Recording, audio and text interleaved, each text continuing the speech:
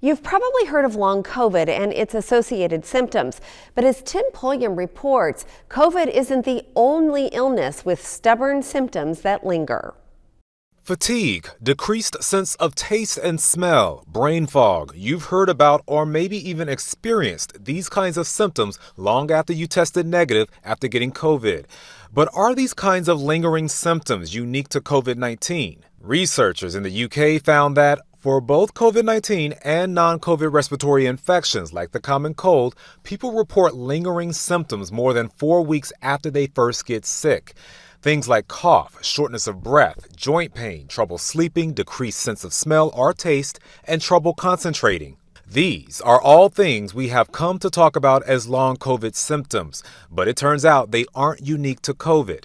In the study, about 13% of those who reported lingering symptoms 4 weeks out did have COVID earlier, but almost 5% who had these symptoms had been diagnosed with a non-COVID infection instead. But some symptoms were more likely to happen after COVID than other illnesses, things like trouble tasting or smelling, dizziness, or memory problems, what people sometimes call brain fog. The study also identified which symptoms seemed to go away first. These were things like coughing, shortness of breath, and problems with taste and smell. Even though COVID is new, these findings show that the disease might be more similar to other, more familiar infections. And it might help researchers expand how they think about long COVID and how to prevent and treat the symptoms. With this Medical Minute, I'm Tim Pulliam.